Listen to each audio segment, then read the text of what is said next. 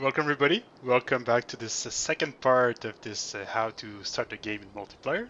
So it's the Algathy here where I loaded back in the save we had last time where we ended up around turn 19.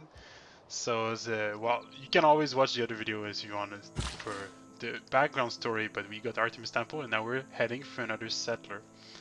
And this series aims to improve your gameplay for multiplayer because sometimes it can be pretty rough if you have players stealing your settlers and builders and so on. So this will give you a lot of tips and tricks on how to actually improve your gameplay. And this Spanish game was pretty interesting because we actually managed to get the Artemis Temple, which is often a little bit a risky strategy in the early game, but it paid off. So now I'm going to show you how to I guess snowball off this early Artemis Temple we just got. So last time we moved the builder there to get more vision. The warrior, we were going to move it down. There's a scout there still left though, but I think we're going to still move it down for now. And since we do have a lot of gold here saved up, we can always go check if we can buy anything interesting in the city. I always suggest you keep an eye on what you can buy, but we personally will wait. We will not buy anything because we are aiming for a monument in the second city as well. So the problem going for the Artemis Temple that early is we do not have another settler yet, we don't have another city. And we also are lacking a little bit of culture since we delayed also the culture game for this particular monument. And so in that sense, we are late for the government and late for the government plaza here. The government, I mean this political philosophy. So we have to try, the second goal in your early game should try to get to the government plaza in most games. So I'm going to explain to you how we're going to do this from this point on. So right now the builder will stay there. For the technologies, since we went for the Artemis Temple, we went this way. But since we have a neighbor, which is Rome, it's always very safe to grab mining if you need to chop anything, and also if we need to go for a general. So this would be my suggested technology you would take if it does want a multiplayer game. Anyway, we will probably be needing to chop some stuff at one point in the game, so it's really not a waste of science to go for that. I have filled a water bag from my people. There you go, let's grab it here, promotion. We're obviously going towards the ambush here because we want to get this plus 20 combat strength, which is actually very strong. Even better in Gathering Storm with the new units we've got. And let's go check on Poland as well. So the goal with this scout is to make sure we have an idea of what's happening here and to keeping up on the politics of the world. That's really the main goal we've got here. So let's keep going now. We're gonna go next turn.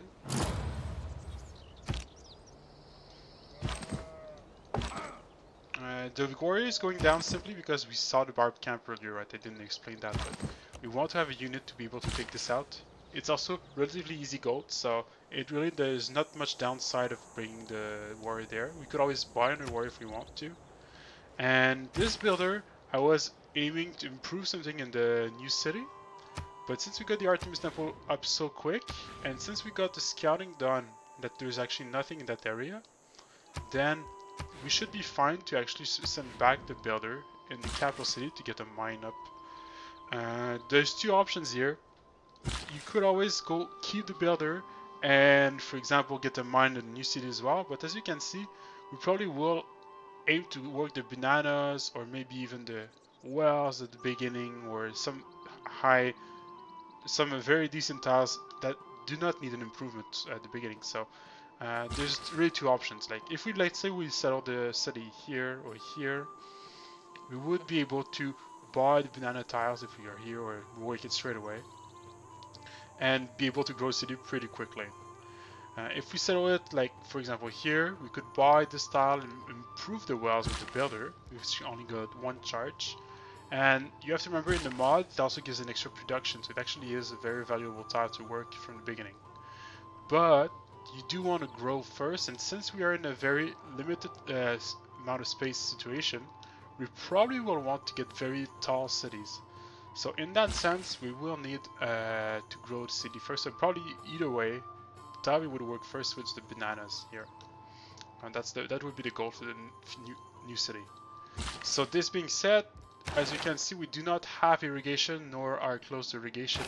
And even if we had the 2 extra gold that the plantation would give, is not that valuable for the early game. So I would highly suggest that we would use this builder to go grab a mine to boost the production output of the capital to potentially get another settler out quicker. So this is exactly what we're gonna do right now. Oh, an honor to meet you. Okay, you can always press 4 as usual to try to scout a little further. So we know he's actually really close. This is minus 20 loyalty, so we know he's about like right here. So it is interesting, very interesting map. Okay, a lot of warriors. So if this was a human player, he probably would not have positioned the troops this way, and he probably wouldn't have that much troops yet, unless he actually plans on attacking Rome. But let's say that was actually someone playing in multiplayer who would know that there would be a war happening very, very soon between Poland and Rome. So we would feel pretty safe at home. We wouldn't need to build any military units. That's how I would react. So this scout found us, but if you remember from last video, the barb camp is actually non-existent.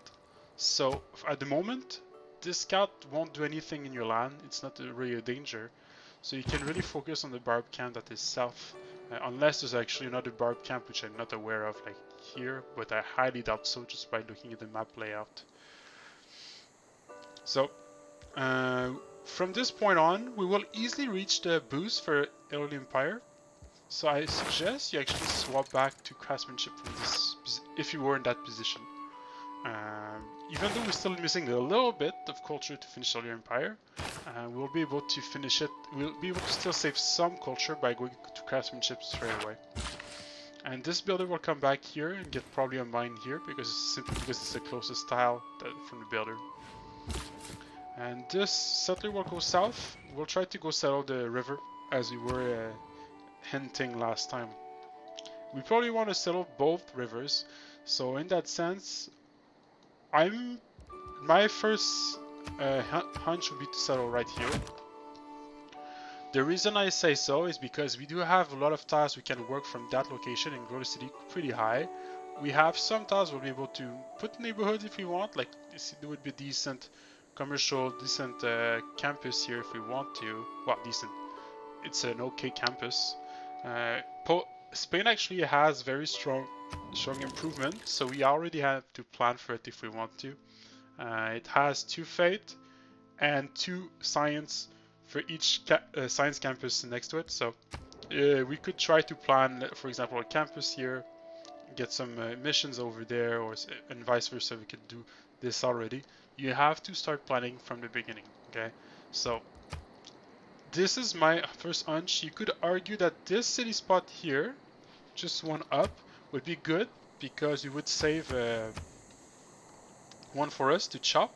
So this would be a very good spot as well, further away from the bananas, further away from everything. It's a little bit, we do not get the whales that early, but we don't really need the whales too much. And it will open up a better settling spot, maybe south. So it really depends. If you settle here, you actually, the more I talk about it, the more it's probably better settle. But the problem with this settle is you do actually have to buy bananas first. So it depends if you do have the gold to buy them, or if you want to spend maybe the gold to get the monument early. I think both are pretty defendable positions. So now that I'm talking about it, this is probably the best settle that I would do in multiplayer, this one here. And it's actually pretty defensible as well. Very easy to defend if Rome or someone else was to come in that direction. And it also opens up, for example, a very nice settle straight on the coast here. Settling straight on the coast is always dangerous in multiplayer, so you could argue that settling right one tile down here would be stronger, which is probably what we'll end up doing. Or we could settle literally away from the coast, like 1, 2, 3. It would actually be far enough to settle here if we wanted to. So, but finding those few last tiles would help us to decide exactly which location we do for the next city. Well, since we do not have the settler card on yet, I would suggest you do not do settler in your capital from this point on, simply because you want to save production. It's not necessarily a mistake because you will get the settler faster and be able to get it very, very efficiently. But I personally like to save every little bit of production, even in the early game, because those production really would say helping you to snowball the game even better after like a late wonder like this. And since we will have a very strong capital anyway, we can afford to go, for example, a trader, because we will have the production to get all of those, or maybe even a second builder to go improve the new city. So those are all good choices. If you had, for example, another barb camp, you could go for another warrior. And since we're pretending we're playing a multiplayer game right now, I would personally, because if you read it properly, we have the 100% card for boats up. I would personally go for a galley here.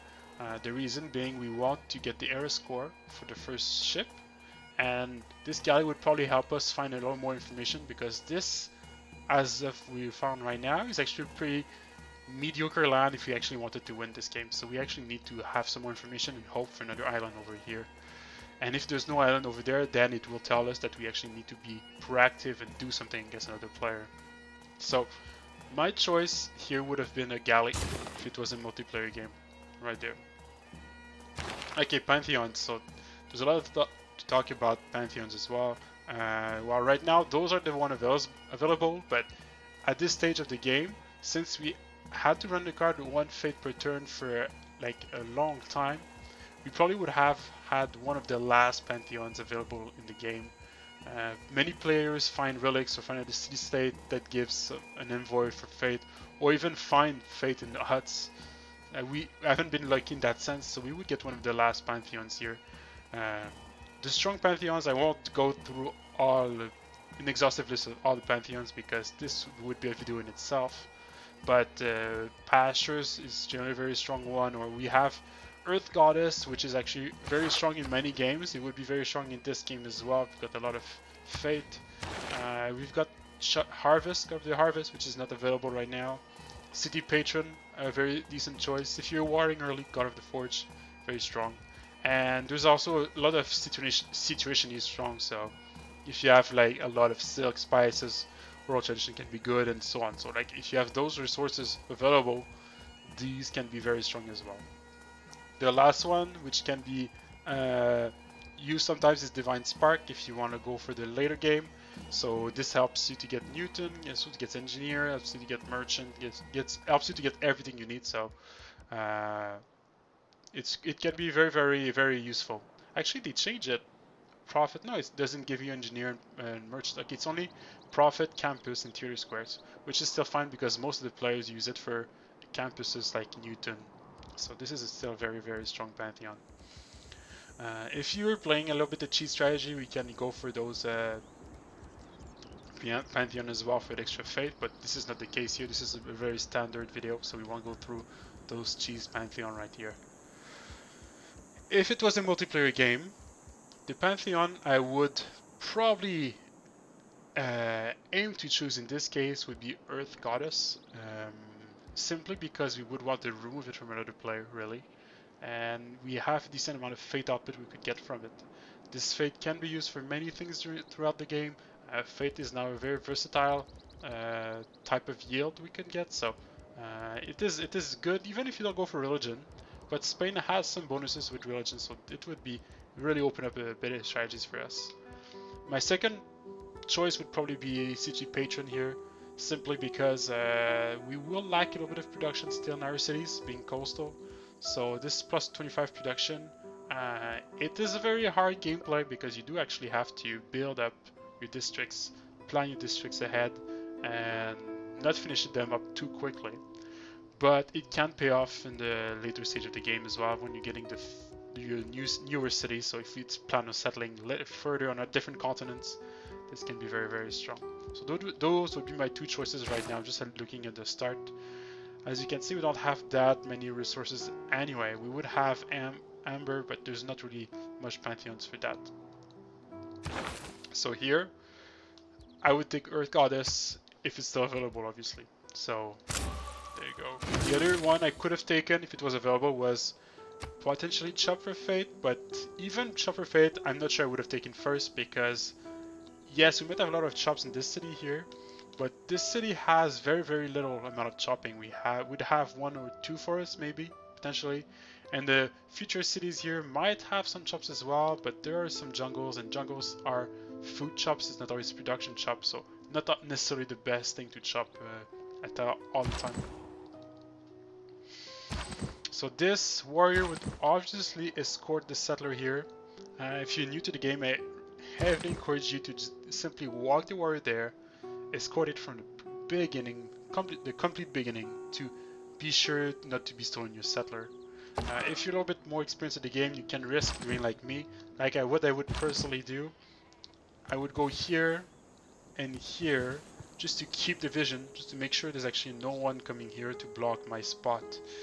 Because in multiplayer, there's sometimes some sneaky players, some sneaky scouts trying to sit a unit on the tile you actually want to settle. So they try to predict which tile you would settle on and just sit a unit on it. So this is what I would personally do. I would bring him over here to keep the vision up, because I know that everything around here is safe. There's no risk of losing the settler at the moment. So we know he is right there, Scotland, but we're still aiming to find other players, and we're still aiming to find potentially huts or anything that gives us era score. So I would personally avoid going to lose a few turns trying to find exactly how his land looks like. Anyway, we're getting a galley, so the galley could potentially be used to go check how his land looks like if we want to, because if he's right here and this is the coast, it is an easy trip for the galley to do. So I would personally go in that direction, so this way. And a little bit the same principle here. I want to keep it around so we can see what's happening. Obviously this wouldn't be happening with a human player, it wouldn't be the exact same thing. This is an AI right now playing, but we could see, oh look, he's got 3 population, that means he might have gotten a settler early as well. Maybe he's got a second settler already, because you can look at the food he's getting. You can also spot like this player is maybe doing Stonehenge, which is a pretty early Stonehenge for multiplayer. Generally, you start Stonehenge maybe in 5 or 10 turns from now, in most builds as it is right now.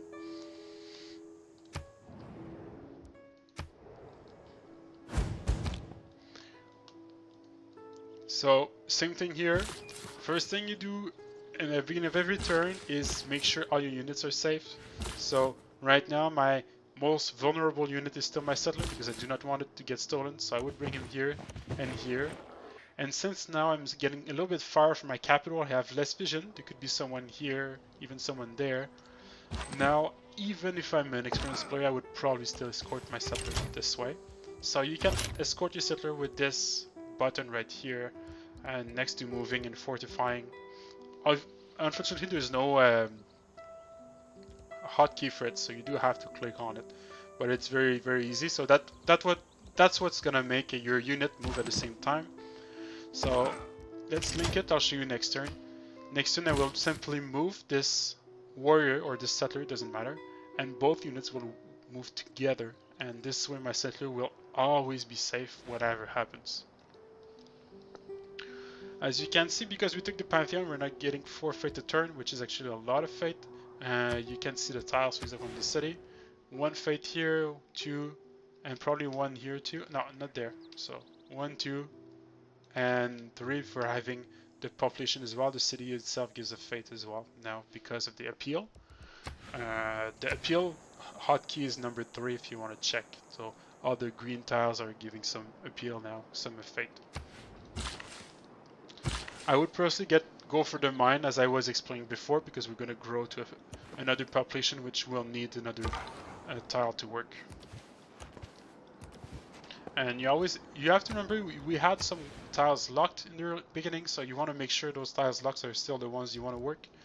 For us, those 2 are the ones we want to work, so that is perfect.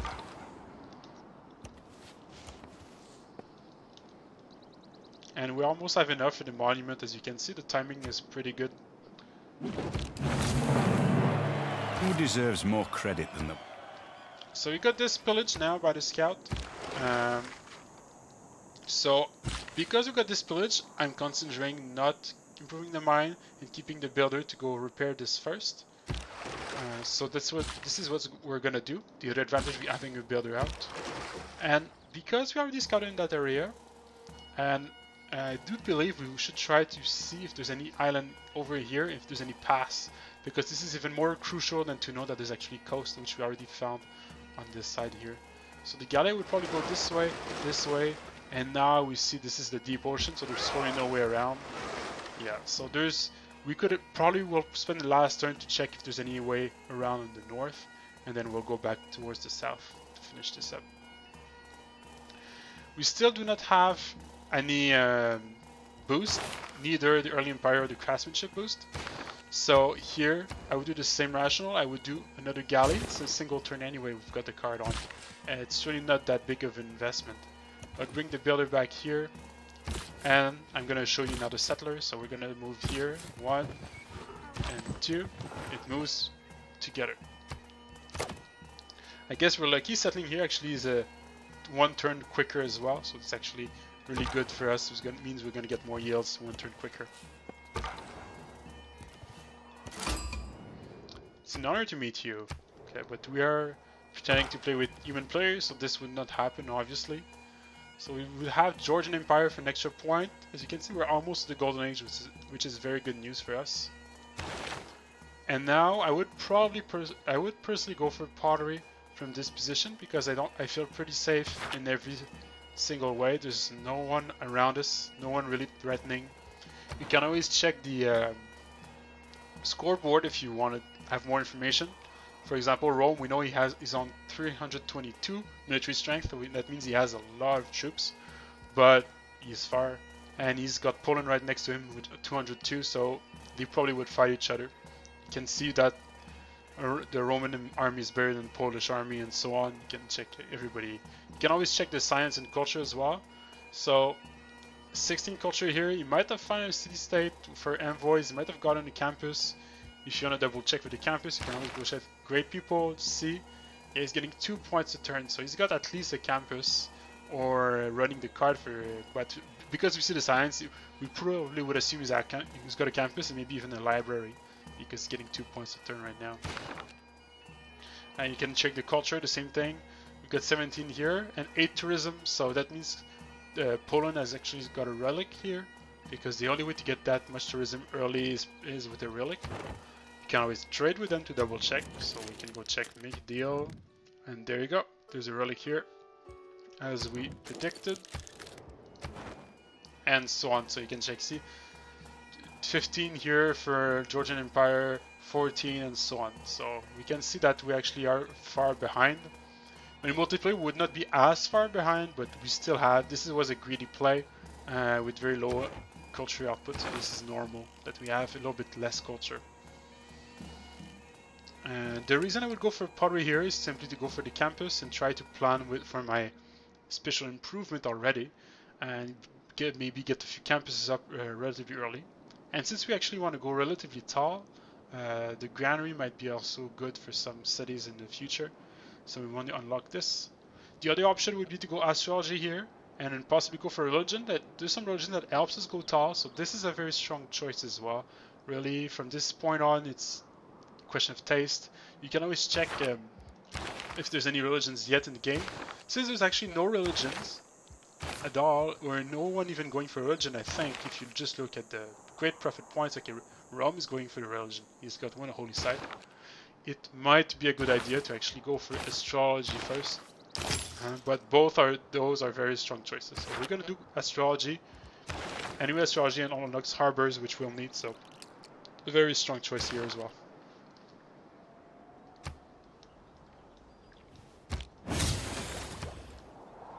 There's another boat out. This boat will keep checking the north. Yes, there's really no way to cross here. So those 2 boats will probably be enough from this position. You have to remember that getting 2 boats actually gives a boost. That's why we did it. Shipbuilding here. And since we might not run the card for another while, then that means that while we're running the card, we managed to finish those 2 boats very, very easily. So now we're going to sell the city here. Yeah, we're going to sell the city. I always suggest you to unlink the units before you settle. The reason I do that is because then you can still move the warrior afterwards. Sometimes there's a bug that will use all the movement if you keep the units linked. So here we're going to settle the city this way. Very strong settle. We've got actually some fate to take from the beginning as well. I'm going to move down this way. We probably want to buy the bananas and buy a monument. So let's go check first how much the bananas are. It will be 30 gold. I think I will prioritize getting the extra culture early by getting the monument. So this is what we're going to do here. We're going to get the monument, and maybe in 2 turns we'll be able to get the bananas if we want. Anyway, we do got a decent tile here, 2111, which is probably what's the city working at the moment. It's getting a 2-2. Actually, a 2-2 is fine as well. The extra production will help us to get something out. I would probably go for a builder here. The reason I'm going for builder because we will need to improve those tiles as well, like this. But since we don't need the production just yet, I would probably swap to this tile here for the extra gold. That's another personal choice, very personal taste of mine. So I would probably wait here. I probably would do 1 unit to escort my builder to be able to grab this back here. So for example, you can do a warrior this way.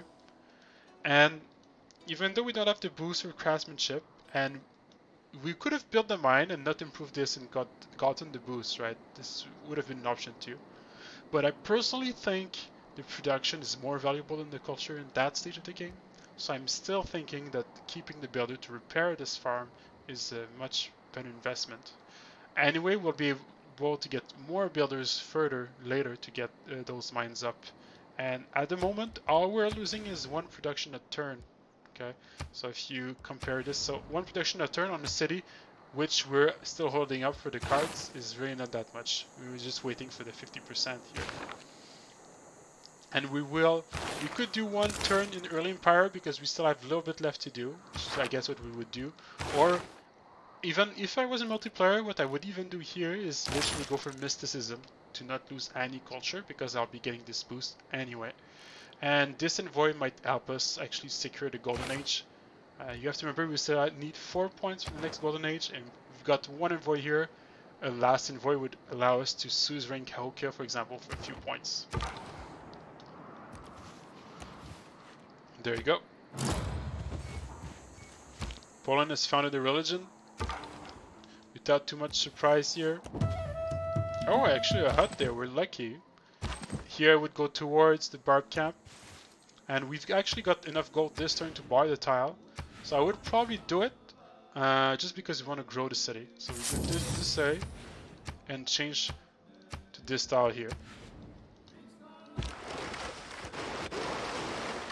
Since we got 2 ships, I would still spend a turn just to double check there's really nothing here, and there is nothing. And we know this is blocked, so we'll bring back the ship now.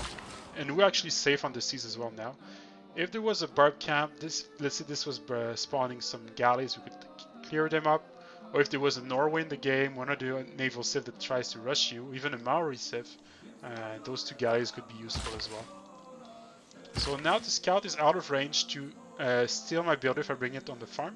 So we're going to bring it on the farm from this position. I don't believe in astrology. Okay, we finished astrology here. I would not necessarily go for celestial navigation yet. I think I would still go for pottery. We have the option to go for a holy site now, which is very strong. I'm not sure we're going to do it in the capital yet. We do really want to get some production going for some settlers. We're still waiting another turn. In 1 turn we'll be able to finish up the civic right here. Actually in 2 turns because we'll take, we don't want to lose a little bit of culture by going over. So we'll wait 2 turns in the capital before doing any sort of production. What you could do is the trader, actually that's what I really would do in multiplayer, or you could shift enter for the settler. But personally I would do the trader, which will get us a road, which might help us to move the settlers quicker to sell quicker anyway. So we're still saving some time by getting a road here. Repairing the farm, getting this warrior, trying to get this scout, which was annoying us. I probably would check here if it passes. It looks like it actually is, so that's very interesting. So good thing we got a galley to scout this up early. I would probably move the warrior here before attacking, because you don't have the river malice by attacking if you're on this side here. Get a free warrior, very lucky here. We probably would now suzerain Cahokia because we got 2 envoys already, and the earliest you suzerain it, the more chances you have to be the very first one to suzerain it, and you also get more diplomatic favors a turn. So there's really no point in waiting here. We're gonna suzerain Cahokia. So we're the first suzerain. We got 2 points, and we actually got some vision as well, which is good against most players. Let's bring back the boat now. Now we're only missing a single point, so by meeting any other civilization we should get the Golden Age easily. We've got 5 turns to do it, or we could clear the Barb Camp, which gives a few points as well. So the Golden Age is now secured. There you go, got the boost. To say I practiced. So from this position I would go to Early Empire. By the way, the Golden Age we probably would go Monumentality because we've got a lot of faith income just because of our Pantheon. So we'd be able to buy settlers and builders. So I would probably kill now this. It almost worked. I could probably go now for the mine, or even because we get Cahokia. I didn't think about it. We could go for a special improvement, right? Which gives +1 amenity and a full housing and 3 gold. So it's actually very strong, especially for coastal cities. So I think we're actually going to do it. We're going to do it right here. Got all those boosts up. See, we didn't lose a single culture on both of these. Even though we're not done, if we had gone over, we would have lost some culture. So it's better to simply finish this up and use the leftover culture to finish those as well.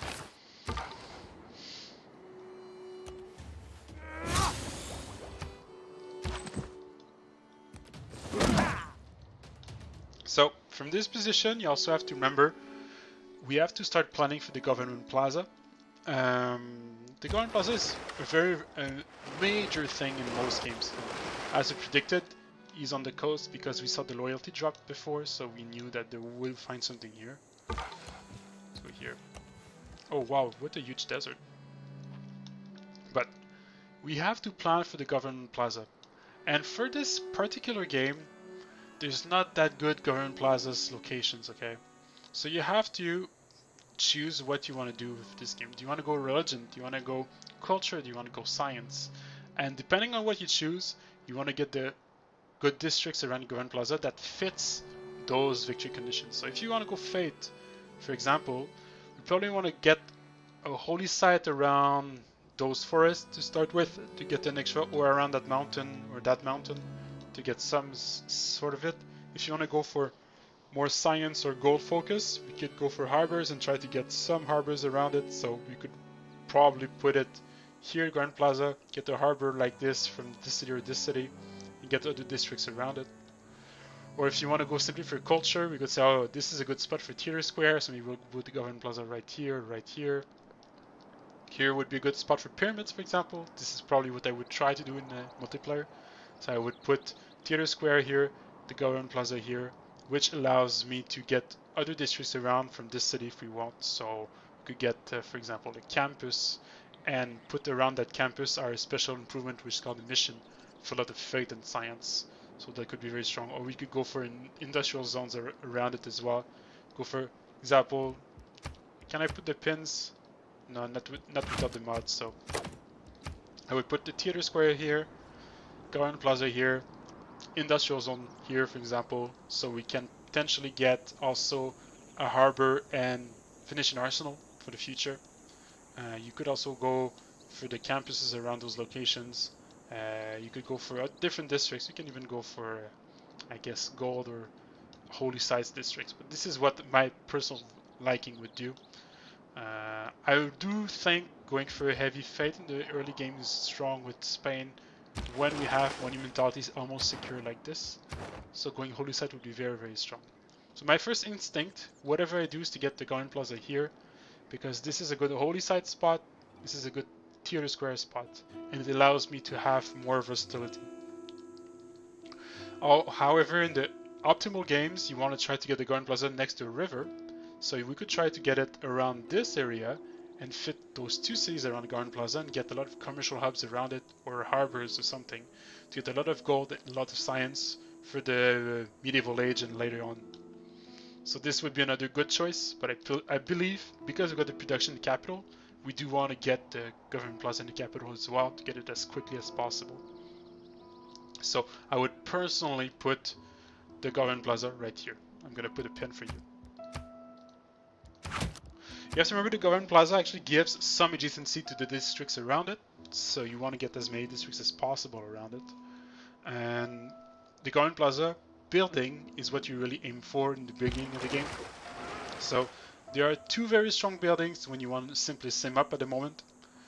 There is, let's actually open them up. There is the Ancestral Hall, which gives 50% production for settlers, and all new cities get a free builder. So it is very, very strong. So this you want to get and then start producing settlers or buying settlers with faith, and you'll snowball with more and more builders. So this is how you get a very big empire very, very quickly. So this is, you have to learn how to utilize this building and even delay settles to wait for that building so you get builders. It is worth it to wait.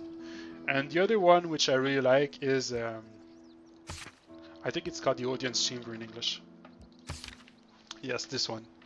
So you get 3 housing in cities with the governor, which is easy. You can get as many governors as you want. There's like 7 of them, so you can get in 7 cities. And yeah, this will allow you to actually grow the cities much higher than the actual population they might have been able to without this. The extremity is always good as well. It helps you grow faster. So this is, for me, a second best. But in our case here, it might have been very good if we had failed the Golden Age. So if you had failed the Golden Age, you would have probably went for this building, because we would have tried to get the cities as big as possible and a few cities, but with a lot of production. So this would have been our goal. And since we don't have much room, just by scouting this way, we do want to get very, very big cities. So this would have helped a lot. Although we've got a decent amount of housing in our cities right now, but it would have like paid off in the later stage. Though talking about the Audience Chamber, you don't have to rush it as much as the Ancestral Hall, but you still have to put the Government Plaza up to be able to unlock possibly some cards that might be useful as well, depending on some strategies. In our case here though, because we will have a Golden Age, and because we will have a lot of faith, I think we can risk going for the Ancestral Hall and going a little bit wider than we thought. So from this point on, this would be my goal, going for the Ancestral Hall for the Government Plaza, and going for the Government Plaza before going for a mass settler.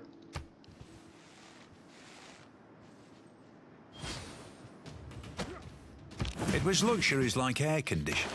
So here we will change finally, get the 50% card here. We do not really need that card anymore. We could always put the +5 in case we encounter some barbs, or put back the recon units.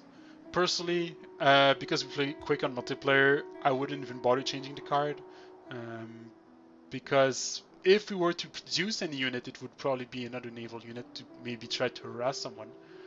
But I guess optimally I would put back this card here. That would be the best play.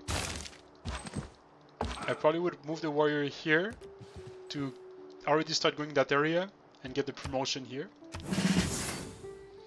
Since we got a trader, we want to go towards our new settle to get a road for the new settler. So we probably want to go towards Saragossa. Anyway, it gives them an extra production to help us produce the settler as well. And since there's no quest for Cahokia, we don't need to go to Cahokia at the moment. So this is the best route. City now, we will produce a settler, which is only 3 turns. Very good news. Because we've got a card on, right? I suggest you go for a second settler before going for the Government Plaza rush, just because there's still a delay between us getting the actual Government Plaza and walking up the settler. So going for the settler here is definitely the right choice. And we go further here, try to go as far as possible to have a grasp of what's happening. And look, there's a coastal city, so I'm pretty happy that we're scouting Scotland. If anything, I would probably try to ask for an open borders from this point on. So I would say, you want open borders, and then they agreed. That the player in multiplayer might agree as well, might disagree. We never know.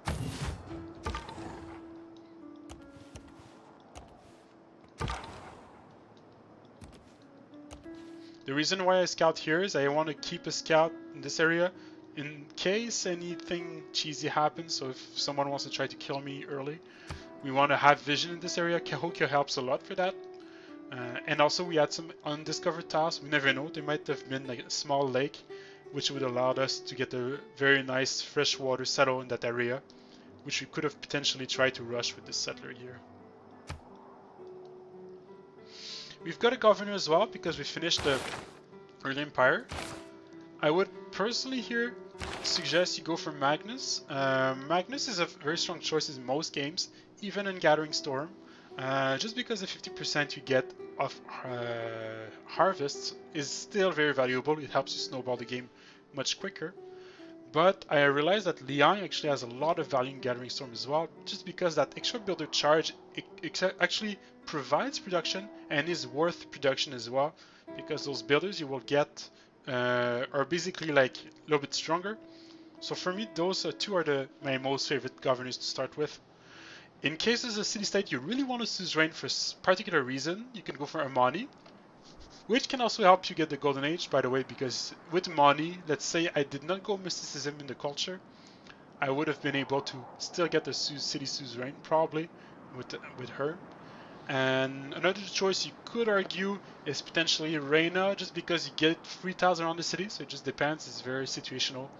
And Pingala, really, the plus 15, you can get it later, it's very strong later, but at the beginning of the game, it's not really that valuable.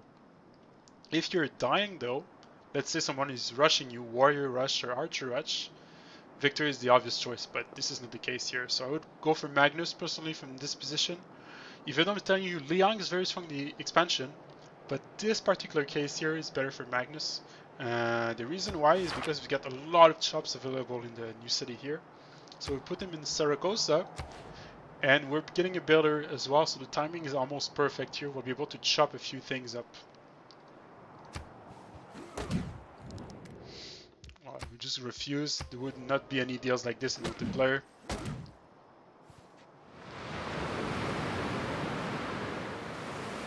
No man ever wet skill without him.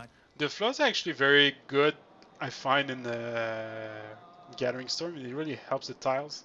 You just have to plan properly. You can lose a settler if your settler is on the flood when it happens.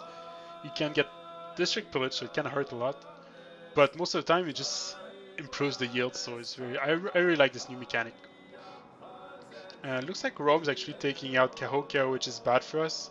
This wouldn't really happen either in multiplayer, at least not that early.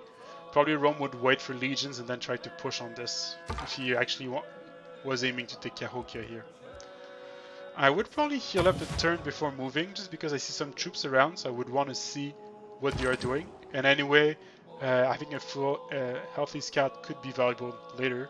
So here I would move on the forest, just to keep going in that direction to be able to potentially escort the settler if he gets out this way.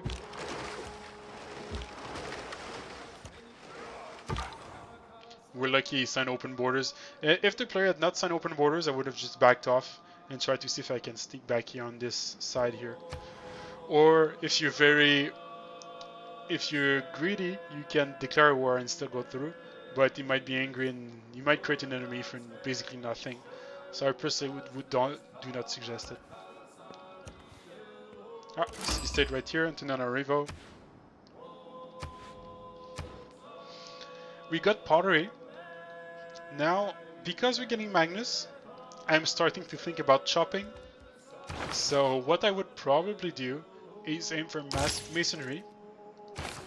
Not because, and I would probably hard tech it entirely, because I would probably want to chop the stone here. If you check, the timing is actually pretty good. 4 turns here, we're gonna get a builder out, which probably will chop a builder itself, and that builder would probably be set on the stone and probably wait a single turn. And if you grow the city a little bit more, we might get enough science to boost this to 6 turns. So that's what we're gonna try to do. We still have to keep an eye here. 2 turns until the next era, so we really need an extra point somehow. So we probably hit this and try to really finish this barb camp if we can. And let's go for state workforce here. Do we want to change the cards?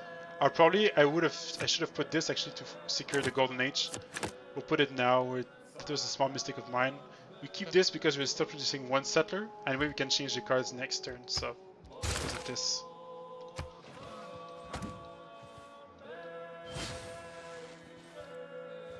It is equally important.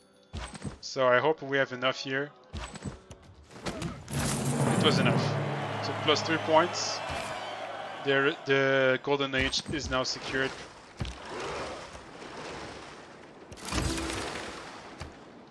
We're lucky we found Palenque as well.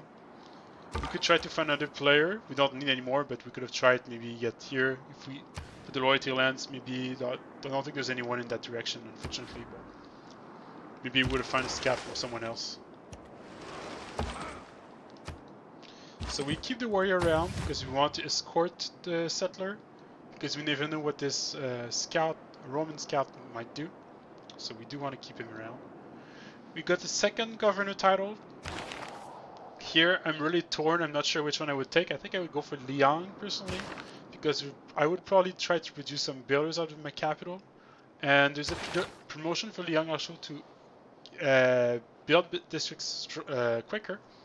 And there's a promotion as well for fisheries, which actually have been buff in gathering storms. So probably Liang would be my second choice here. We do not need yet Magnus promoted, but that could be an option as well. You have to remember, this is still a very valuable promotion here, the plus 20% growth in the city, because we have a trader, so we get plus 2 food from their starting city. So this is very, very good as well. Sometimes it's even, I would say sometimes it's even better than not losing a population now, because we lost the other bonus out of this.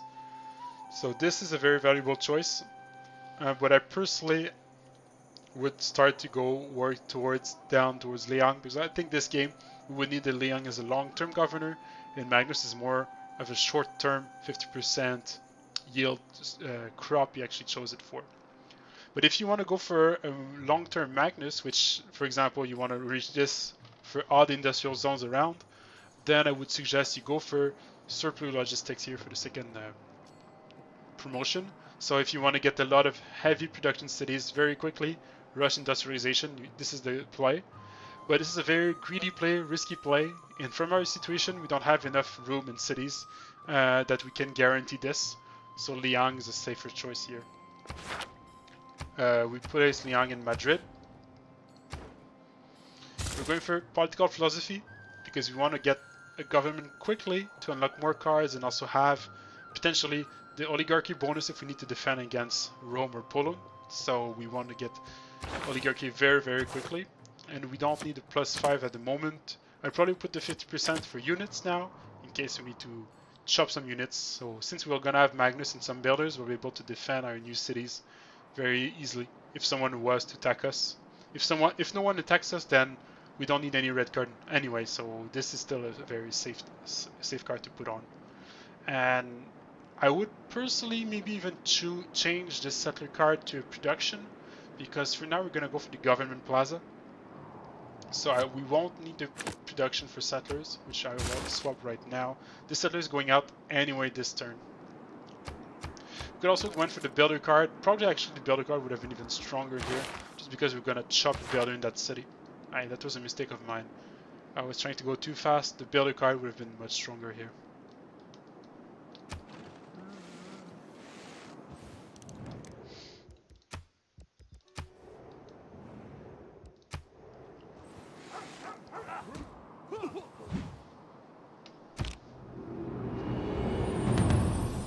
There you go, we reached the golden era. So dedications, they are very, very strong even in Gathering Storm. It was very true for Rise and Fall, still true for Gathering Storm, even though there's now a lot of mechanics that counteract the Golden Ages. Now what I would do, well, first you have to check who got it.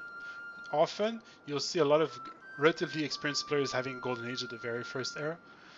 just because they know how to get those error score and they try to plan ahead like we just did with the boats and everything.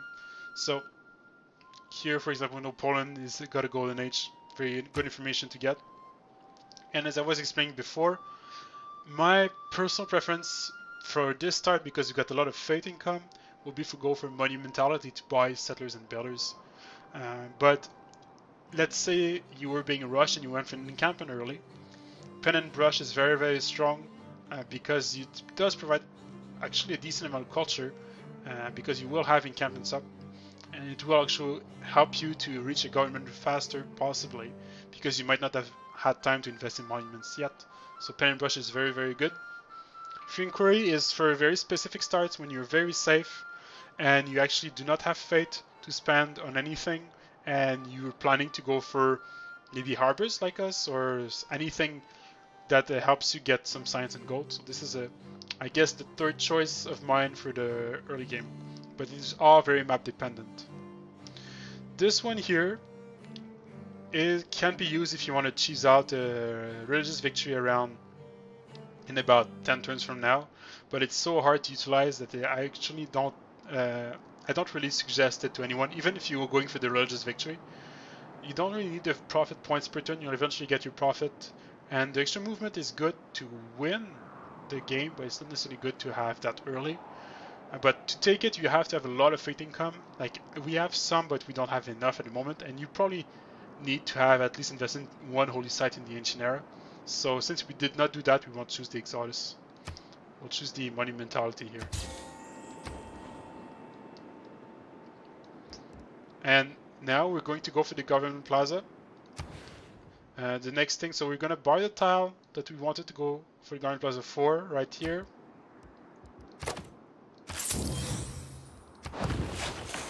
It's 2 turns. What we do is move the warrior, then move this here, link them up, so this Roman scout cannot kill us. Notice city-state, let's go find it. You always have to also try to see the bonuses the city-state gives you, so you might try to plan your strategy around this, try to sim up depending on this. So let's say you don't want to do any war, you can have a better growth with Palenque. Generally it's not that strong of a bonus, but in some situations it can be very strong, especially if you have a lot of food and a lot of housing. So here you might motivate us to get a very big city, so go for the audience chamber instead of the ancestral hall, but it's not enough for us, and since we don't have enough envoys anyway for Palenque, and it probably would already be suzerained by someone, because in multiplayer most likely someone would have tried to get this one, probably Scotland in this case would have already suzerained it, then we will have to compete very early, and we don't really need this competition to get ahead for the game.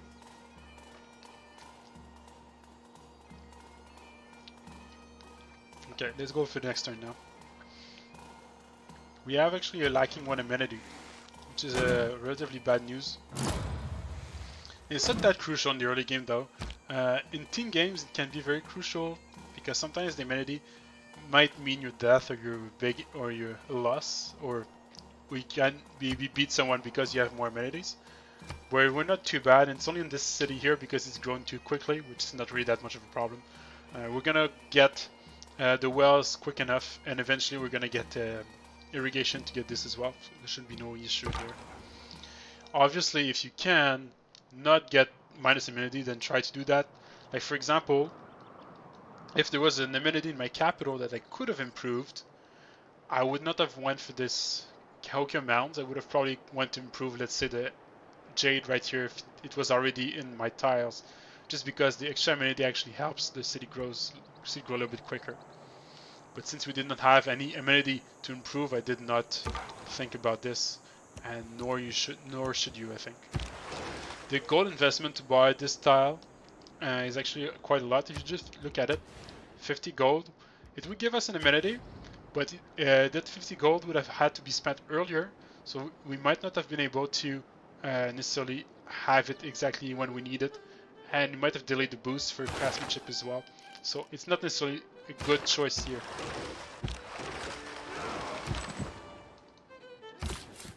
So we're going to follow the road for now. The road wasn't that useful for us because it's all flat, but on normal terrain, not normal, but on other games, this road could have tried to save us 1, maybe even 2 turns, depending on how you play it out. So for example, if you want the trader to create a more and more tile of road before you move, you could use the command Shift Enter, which triggers the trader to move, and then unend your turn in multiplayer, and then move the rest of your units. But here we play in single player, so it's not possible. So whenever I end my turn, it will not be possible to unend my turn to do that. So we're gonna go here for now. In order to meet you. Okay, an extra point here. We don't really need to put an envoy in Yerevan. We got enough fate as it is. Although, it wouldn't be necessarily a mistake, because the extra fate we'd get from that envoy would help us get more builders and settlers. But I personally highly value those envoys, because sometimes some city-states are that crucial to your strategy. And I don't believe Yerevan will help us in the long run. So that envoy might not be that valuable here. It's really a question of choice. And if you want to put an envoy here, I would probably wait 3 turns just to get the card, which allows you to get 2 envoys for your first envoy. So either way, you should wait 3 turns before putting the envoy in Yerevan. Putting one in Yerevan is good for the fate to get more builders and settlers, but putting one in Antananarivo would have given culture, putting one in Palenque would have given science, so it's all very good to have envoys early in the game. I just prefer to try to get as much value of those envoys as possible. So you need to wait for the +2 if you don't already have an envoy in the city-state. If I could suzerain it, let's say I was the first one to meet it, I somehow finished the quest, then I would put that envoy to get the diplomatic favor rolling, because that would be worth it for the later stage of the game.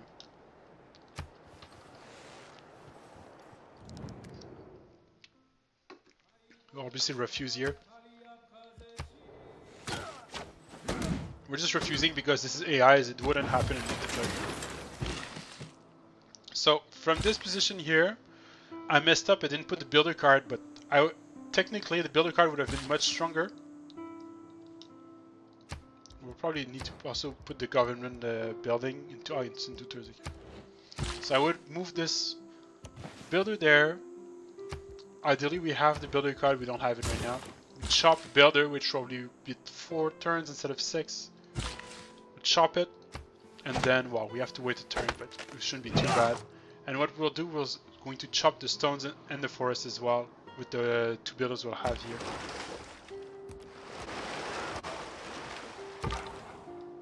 So this scout still sticks around. We want to see what's around. Make sure everything is safe.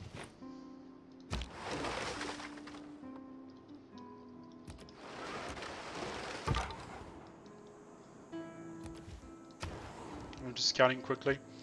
I would personally save up production in your capital from now on to try to start building your government building. So I would not produce anything in the capital. You have an extra envoy ready. Here you can choose to do what you want with that next envoy. So governor title. You could choose to go promote Leon for better production here. So for example, you get the government building quicker, and so as you can see, it's 20% production towards constructing buildings. So not the district itself, just the buildings. But it's still very, very strong. And if you do it early, you can get in many buildings and swap Liang around. But I think my personal choice would have been here to go for Magnus to get the population, not lose a population when we get when we chop a settler out of the city. The reason I would have done that is because there's actually a lot of chops around the city here. So we want to probably get a few builders and just chop a bunch of settlers out of those forests here. And this city is in a much closer spot to many settling spots. So I would probably here go for the promotion, do not lose a population. Okay, but as I explained before, this is very strong. This one is very strong. The fisheries are very strong, but not yet. Okay, we're a little bit too early for that. But we're gonna go for this here. And I will shift enter in that city. This city has still one turn to produce the builder.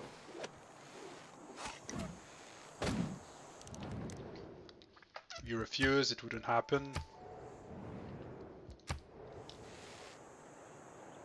When wasteful war... So we're lucky. If it was in multiplayer game, we would be lucky, besides the fact that we're losing Cahokia. Because this is a very strong start. We got Artemis uncontested, and we got now a very good setup for Garden Plaza. I would probably move the settler in priority. Now I would need to choose exactly the location. I think my exact location for the settler would be here now that I scouted the rest, because we want to be in range of these tiles as well to work relatively quickly. And staying off the coast can be a good thing. It's a little bit closer to the city here that I would like, but at the same time we got a good campus adjacency. If we put here, we can put a campus on the other side of the mountains right here. So it is very strong, so we can go this way and we can calculate how quickly can we settle. So if you go here 1, 2, 3, 4, we settle on 4 turns. If we go here 1, 2, 3, 4, so it's 4 turns for both ways. So I probably would go but here we'd have to chop first. So, okay, so we have to block a builder at one point anyway. We probably want to delay the forest chop because the forest chop is weaker than the stone chop. So we go south first here and move the builder here to chop something else out of the city. I might go for the last builder in that city because we want to chop a few more forests and maybe even chop the jungles. So we go here to be able to chop some jungles with bronze working. So we'll go for a builder here again. Chop the builder. The builder would cross here and we would buy those tiles. The quicker you buy the tiles, the cheaper they are. Next turn they might rise in price because we have political philosophy coming. So I'm gonna buy them this turn. 1, 2 this way. So we have 2 chops for that builder. This I would bring him back here to keep an eye on the troops. And you have to wait because we need to cross the river. You wait as well. Even if the builder wasn't there, we had to wait because of the river, so there's really not much of a difference. We have to wait one last turn and we'll be able to put a government district building in our city.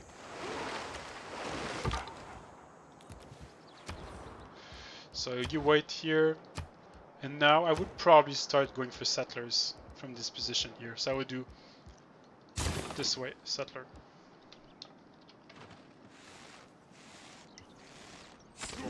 If you are being attacked, let's say like you're very worried that Rome is coming for you, chop out a few units.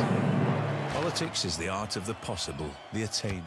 So I would say chop out a warrior, chop out an archer, but war is even stronger because you can improve them to swords, and we're going for bronze working right now. So we have the card, well we will have the card, like if you look, we still had the card 50%, so you could still chop warriors if you wanted at this point. And in here, if you are not in danger, you go Classical Republic. If you are somewhat close to someone, just go for Oligarchy. This is just the safest government in almost all the cases in multiplayer. This is strong to sim with, but as you can see, we don't have any districts yet. And the immunity bonus, yes, is useful, but not as useful as the +4 combat strength to defend. And the unit experience is just a no bonus on top, so here my choice would be Oligarchy, just because we've got Rome and Poland as neighbors. If let's say I wanted to go for early campuses or rush or early harbors, maybe I would have chosen this one. But at the moment, Oligarchy is probably my best choice. Also Oligarchy, when you finish the government building, you gain the purple card, which allows you to get +4 on combat strength on melee units, which really helps you defend against most people in multiplayer. So you want that card, and since we're going for the government building right now, going for the Oligarchy is almost a must. We can't really skip it. Although this being said, we'll keep this red card on because we never know if someone might attack us. We'll keep this up as well, and we will change now for settler production. We'll probably go for the first envoy, for example, if you want to put one envoy in Jerusalem or anywhere else. And we would probably go for whatever else you need. In that case, you could have kept the builder card if you want to do a builder in the capital, which is totally viable. Get an extra production if you have no intent whatsoever of doing any builders. Get this card here if you want to buy more for us, which we might do. I'm not sure yet. I would have to actually check first before choosing government. And we have how many charges? 3 here, 2 here, 2 here. We got the stone. Yeah, I think we don't need, like, look at the cost here. It's upgraded to 35 because we got a new Civic. We bought those tiles for 30 gold last turn, right? Is a comparison, just to, as you can see. But we've got a lot of things to buy, but I think we will actually need some builders this game. So we might have had to chop a last builder actually before doing even a settler. So what we will do is simply keep this card on, put the settler card on, and the builder card here to be quite greedy. If you had no intent going for builders, go for the production. If you had enough builders already, but need more tiles, go for the reduced cost on tiles, obviously. If you don't need any of this, you can go for the gold card, this one. Or even this one is fine because we've got money mentality, so with the extra fate is still strong. But those are not necessarily the best cards, they're just like good cards whatsoever whenever, in every situation you get. But since we got a trader, it would have been very strong to get it too, so. We'll go for the first envoy here, and that's how my first government looks. We will chop the builder first, but actually we want to move this settler as a priority, so we're going to move down on the jungle tile here, move here. And we got 2 movements left. Maybe this is a forest tile, right? Yeah, it costs 50 though, so we cannot afford to buy it yet. So I will probably try to just aim to chop the stone. How much is the stone costing? 50 to buy? Okay. So we just don't have the gold yet to buy those tiles. This here, in the immediate, it cannot chop anything, and I don't have the gold to go buy any more chops yet. So what I would do is simply get a mine. We're gonna change here the production for builder. This one will go here. We will chop the builder up. This builder can possibly go here, get a farm up, and I would probably go here for a mine, just get an extra production. And now with all those builders, we should have enough. We'll go for settlers. And here, same thing. I stick around. I want to see what the other players are doing. This one, you're just waiting. Go wait there maybe because it's a warrior. Bring back the ships home. If you're stuck like this and you cannot explore anymore, just bring them back home. So you'll be able to possibly defend against anything that comes your way. Maybe have caravels later. And we'll go for the ancestral hall here. 50% reduction for settlers. Very, very strong. So I think I'm gonna wrap up the second part this way. Thank you for watching, by the way. I hope you learned quite a few bits. Obviously, this is not what you need to do every game all the time. This is just me explaining my reasoning why I would have done this and that, and we're up to turn 25 already. I might do one very last part because from this point it's just too hard to predict everything that could happen.